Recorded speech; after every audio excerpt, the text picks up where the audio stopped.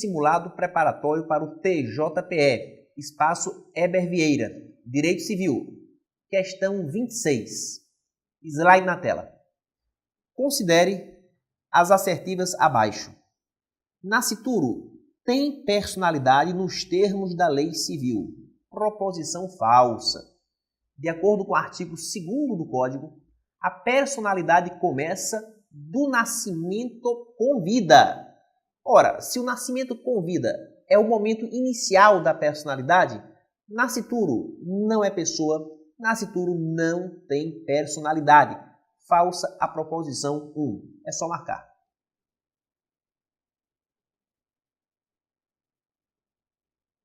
Vejamos o item 2.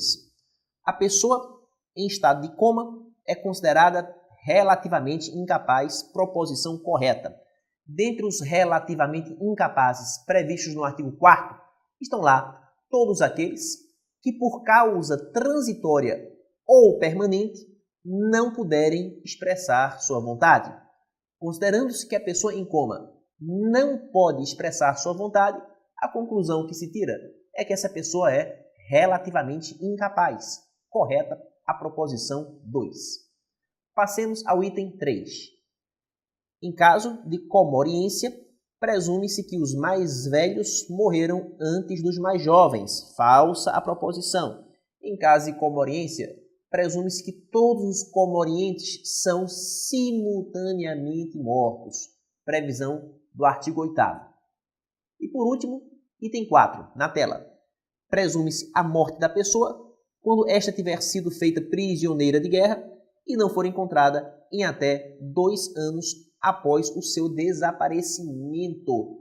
Na verdade, meus amigos, a morte vai ser presumida se a pessoa não for encontrada em até 2 anos após o término da guerra. Repetindo, 2 anos após o término da guerra. Portanto, o que vai servir de marco inaugural da contagem não é o desaparecimento da pessoa, e sim o término das atividades bélicas. Equivocada a proposição 4, é só marcar. A resposta correta, apenas a 2, letra D de dado. Questão 27.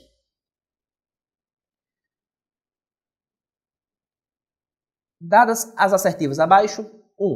O pseudônimo adotado para atividades ilícitas goza da proteção que se dá ao nome. Falsa proposição. Na verdade, apenas o pseudônimo usado em atividades lícitas, legais, é que vai gozar da proteção que se dá ao nome.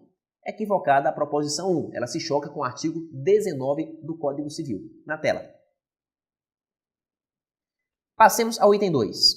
O cônjuge do ausente será o legítimo curador, sempre que não esteja separado judicialmente ou, de fato, por mais de 2 anos antes da declaração de ausência. Proposição correta, nos termos do artigo 25 do Código Civil. Para que o cônjuge do ausente possa assumir a curadoria provisória, é necessário que não esteja separado judicialmente ou, de fato, há mais de 2 anos. Correta a proposição 2. Passemos ao item 3. Os partidos políticos são considerados pessoas jurídicas de direito privado. Está correto, previsão do artigo 44 do Código Civil. E o item 4. Sob pena de anulabilidade, o Estatuto das Associações conterá sua denominação. Meus amigos, todos os dados informativos do Estatuto de uma associação devem ser rigorosamente observados. Caso não sejam, o Estatuto incorrerá em nulidade absoluta. Ele será um Estatuto nulo de pleno direito. Portanto, a consequência imputada pelo artigo 54 do Código Civil é a nulidade absoluta e não a anulabilidade, como fala a proposição 4. Portanto, falsa a proposição, é só marcar. Corretas 2 e 3, resposta letra C. Próxima questão. João é servidor público lotado na cidade de Olinda. Também trabalha como professor universitário em uma faculdade particular situada em Recife. Reside com ânimo definitivo em Jaboatão dos Guararapes. Considera-se domicílio de João. Atentem para o início da frase. Ó. João é servidor público lotado na cidade de Olinda. Servidor público. Meus amigos, toda vez que uma pessoa se enquadrar como servidora pública, ela passa a ter domicílio necessário. E nos termos do artigo 76 do Código Civil, domicílio necessário do servidor público é o local onde exerce permanentemente suas funções. O local onde exerce permanentemente suas funções. Detalhe importante, ó, não pode passar batido.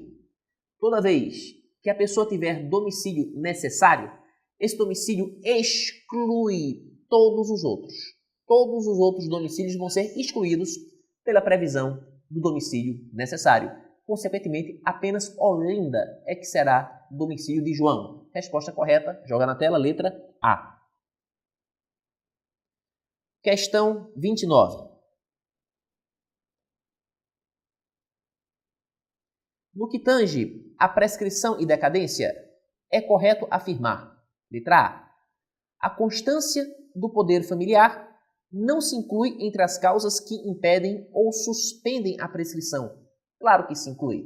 De acordo com o artigo 197 do Código Civil, não corre prescrição, não correm prazos prescricionais entre ascendente e descendente durante o poder familiar. Errada a proposição A.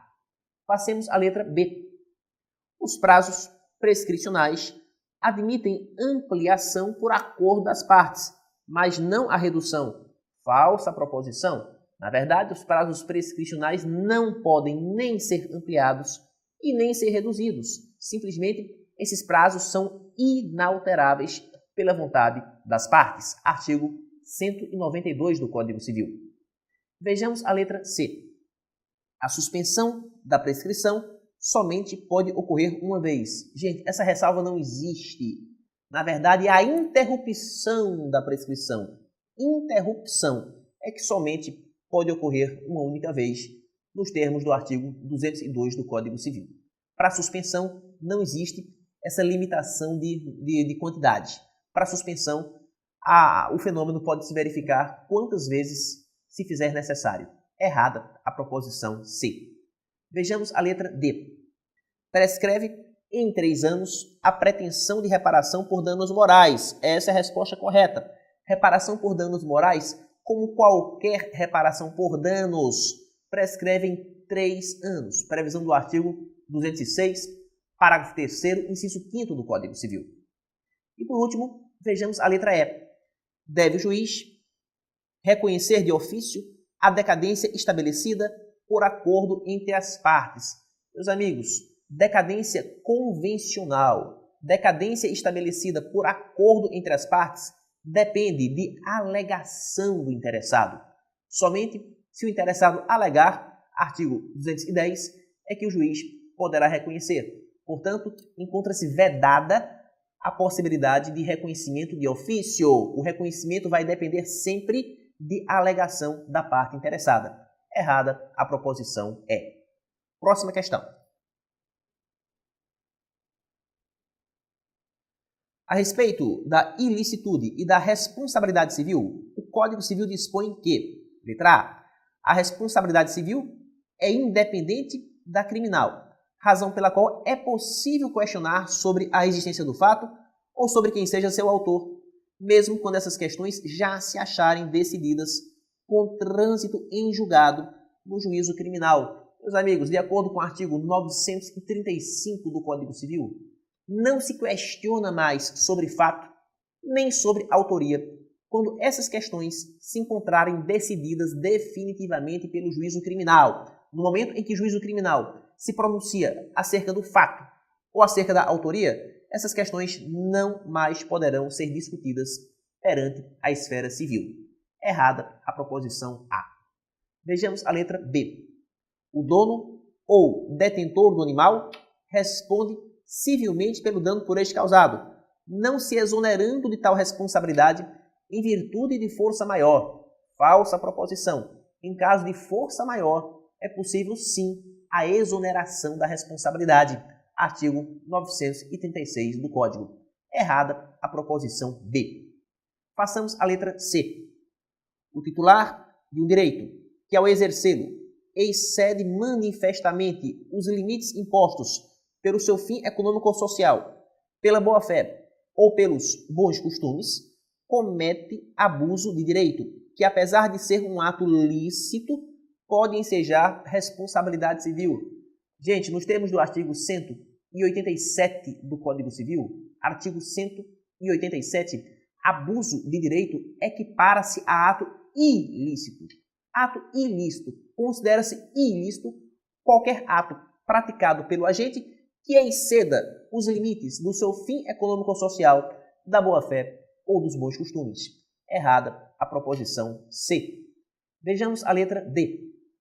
Constitui ato ilícito a deterioração ou destruição de coisa alheia ou a lesão à pessoa a fim de remover perigo iminente. Na verdade, temos aqui um ato lícito, legal, que é o ato praticado em estado de necessidade.